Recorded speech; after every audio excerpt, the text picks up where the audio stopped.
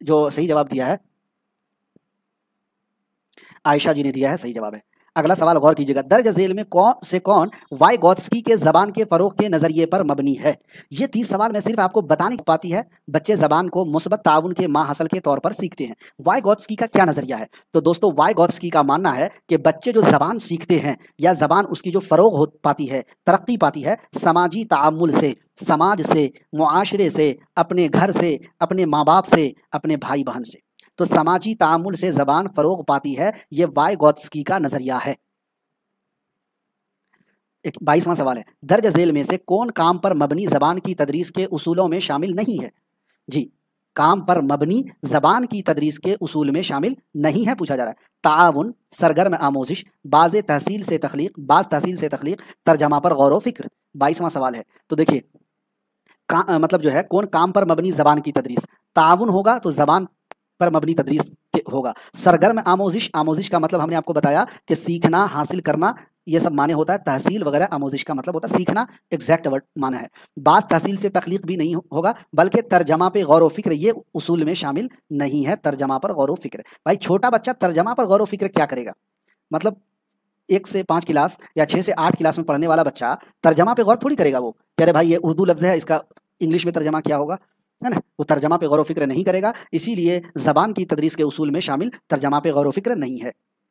23 number सवाल है, ज़बान की तदरीस का तामीरी अंदाज नज़र उस्ताद से ये तवक्को करता है कि वो पहले से तैयार शुदा मालूमात आमोज़गार को फराहम करे। आमोज़गार का मतलब सीखने वाला, याद रखिएगा मीनिंग को। आमोज़गार मतलब सीखने वाला अपना खुद का निसाब तैयार करेगा, आमोज़गारों को उनकी खुद की निसाबी किताब बनाने के लिए तैयार करे, आमोज़गारों की उनके तजर्बात के इस्तेमाल से इल्म की तामीर में मदद करे। देखिए कैसे सवाल आते हैं CTET में, सवाल आपको बहुत हार्ड लग रहे होंगे, यकीनन बहुत हार्ड सवाल है। तो दोस्तों ज़बान की तदरीस का तामीरी अंदाज़ नज़र उस्ताद से ये तवक्को करता है कि आमोज़गारों को, है ना, उनकी खुद की निसाबी किताब बनाने के लिए तैयार करे। जी, तो यहाँ पर 23 नंबर का C ऑप्शन राइट आंसर हो जाए। 24 नंबर सवाल में देखिए एक दावा है और दूसरा दलील है। दर्ज झेल में से मुनासिब जवाब का इंतखाब कीजिए। दावा किया गया है, अलिफ में है दावा, तदारुकी ताआवुनी तदरीस एक मुनज़्ज़म अमल है, क्योंकि उस्ताद पहले तलबा के मसाइल की तशख़ीस करता है और फिर मुनासिब तरीक़े कार इख्तियार करता है। दूसरा है दलील, सिर्फ सुनते जाइए, ज़्यादा परेशान मत होइए, सिर्फ सुनिए। बा में बे ऑप्शन में है, बा है, दलील है कि एक उस्ताद को तदारुकी ताआवुनी तरीक़े कार के इतलाक़ से पहले तलबा की खूबियों और कमज़ोरियों से बखूबी वाकिफ़ होना चाहिए। 24 नंबर सवाल है, दावा है कि तदारुकी ताआवुनी तदरीस एक मुनज़्ज़म अमल है, क्योंकि उस्ताद पहले तलबा के मसाइल की तशख़ीस करता है, मतलब तलबा का जो मसला है ना, बच्चा क्यों नहीं पढ़ पा रहा है, बच्चा क्यों नहीं समझ पा रहा है, उसका जो मसला है तलबा का, उसकी तशख़ीस करता है, उसको जानता है, जांचता है, परखता है, फिर मुनासिब तरीक़े कार इख्तियार करता है। ये बिल्कुल सही बात है, दावा बिल्कुल सही है। दलील क्या है? एक उस्ताद को तदारुकी ताआवुनी तरीक़े कार के इतलाक़ से पहले तलबा की खूबी और कमज़ोरी से बखूबी वाकिफ़ होना चाहिए। बिल्कुल सही बात है, बिल्कुल टफ क्वेश्चन है, इसमें कोई शक नहीं है, बहुत टफ क्वेश्चन है। वो भी 2022 और 23 में पूछा गया है, चूंकि जब ऑफलाइन एग्जाम हुआ था तो ऑफलाइन एग्जाम में तकरीबन 22 लाख बच्चों ने एग्जाम दिया था, जिसमें से सिर्फ 1 लाख बच्चों ने मतलब पास किया था। सोचिए 22 लाख में से सिर्फ 1 लाख बच्चे क्वालिफाई किए थे 22 में। पहले, उससे पहले ऑनलाइन होता था, थोड़ा मुश्किल था। जैसे ही ऑफलाइन पेपर लिया गया, बहुत हार्ड सवाल किया गया, तो ये सवाल उसी हार्ड सवाल का है ये। तो देखिए, मतलब उस्ताद को तलबा की गलती, मतलब खूबी का मतलब अच्छाई, और कमजोरी यानी बुराई, दोनों मालूम जब होगा तो उस्ताद उसको दूर करने की कोशिश करेगा। तो गोया के दावा भी सही है, दलील भी सही है। और ऑप्शन ए में है कि अलिफ और बा दोनों सही है, और बा अलिफ की दुरुस्त तौजीहा है, सही बात है। अलिफ और बा दोनों सही है, लेकिन बा अलिफ की दुरुस्त तौजीह नहीं है, गलत है। अलिफ सही है, बा गलत है, ये भी ऑप्शन गलत है। हमारा ए नंबर का ऑप्शन सही है कि अलिफ और बा दोनों सही है, और बा अलिफ की दुरुस्त तौजीह है, ये बात सही है। बहुत हार्ड क्वेश्चन है, सही तो बोल रहा हूँ मैं भी। 25 नंबर सवाल है, दावा है कि आप जितने कम उम्र होंगे उतना ही दूसरी जबान सीखना आसान होगा। ये बात भी मुझे लगता है कि बिल्कुल सही बात है।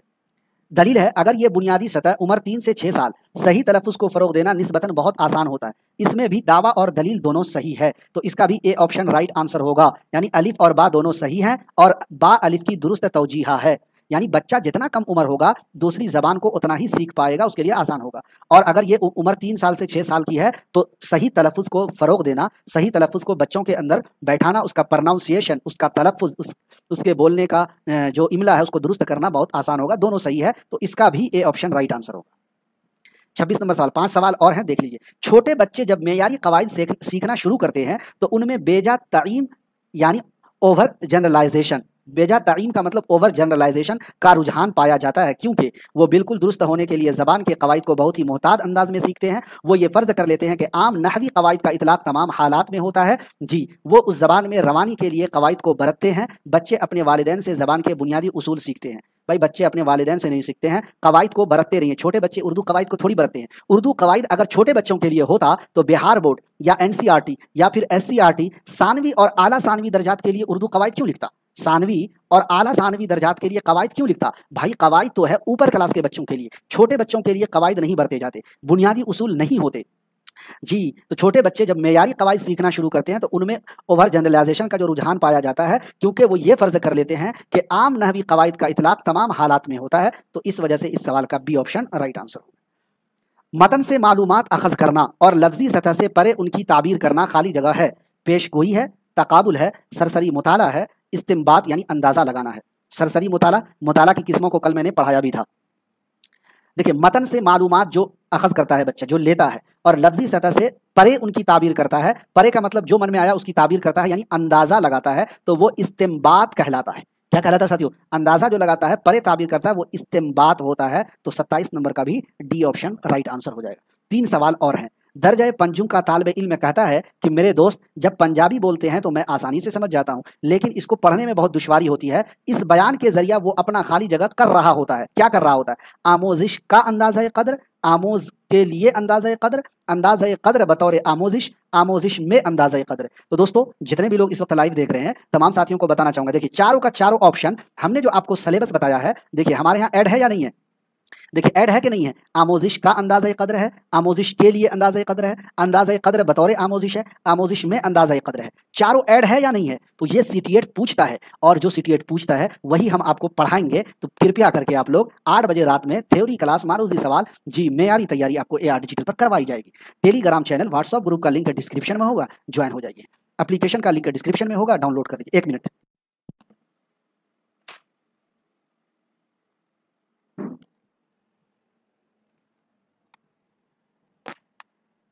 खैर, तो हम बता रहे थे कि दर्जा पंजुम का तालिब इल्म कहता है कि मेरे दोस्त जब पंजाबी बोलते हैं तो मैं आसानी से समझ जाता हूँ, लेकिन इसको पढ़ने में दुश्वारी होती है। तो मतलब आसानी से समझना और पढ़ने में दुश्वारी जब होगी तो ये क्या होगा दोस्तों? ये होगा अंदाज़-ए क़द्र बतौर आमोजिश। क्या होगा? अंदाज़-ए क़द्र बतौर आमोजिश। इसको सी ऑप्शन 28 नंबर का राइट आंसर हो जाएगा। हम पढ़ाएंगे सारे टॉपिक को। ज़बान के अंदाज़-ए क़द्र का मतलब क्या है? पैमाइश, मतलब ज़बान के अंदाज़-ए क़द्र का मतलब खाली जगह पैमाइश है। देखिएगा क्या है, अपने हमजोलियों के मुकाबले में हर आमोज़गार ने किस तरह कामयाबी हासिल की, या फिर इनकी कुल या मजमूई हुसूलियाबी, या फिर आमोज़गारों की ज़बान में हुसूलियाबी, या फिर आमोज़गारों की ज़बान की काबिलियत, या फिर महारत। तो दोस्तों, ज़बान के अंदाज़े क़द्र का मतलब क्या होता है? आमोज़गारों की ज़बान की काबिलियत या महारत। तो 29 नंबर का ऑफिशियल आंसर डी ऑप्शन आपका राइट आंसर हो जाएगा। आज के क्लास का आखिरी सवाल आपकी स्क्रीन पर है। स्टीफन क्रीशन के काबिल फ़हम मवाद में शामिल है आमोज़गारों को उनकी ज़बान और कुल्लिये की सतह के मुताबिक ज़बान फराहम करना, आमोज़गारों को दरसी कुतुब और असातिज़ा के ज़रिए मौसूल मवाद, आमोज़गार मतलब सीखने वाला, मैंने बताया था शुरू में ही, उनकी ज़बान की सतह से थोड़ी बुलंद ज़बान के रूबरू करना, आमोज़गारों को उनकी सतह से थोड़ा ऊपर मतन और मवाद के रूबरू करना। 30वां सवाल है, आज के क्लास का आखिरी सवाल है। तो दोस्तों, स्टीफन क्रीशन के मुताबिक काबिल फ़हम मवाद में जो शामिल है वो है आमोज़गारों को उनकी ज़बान की सतह से थोड़ी बुलंद ज़बान के रूबरू करना। दोस्तों, ये 30 सवाल हमने आपको क्यों कराए?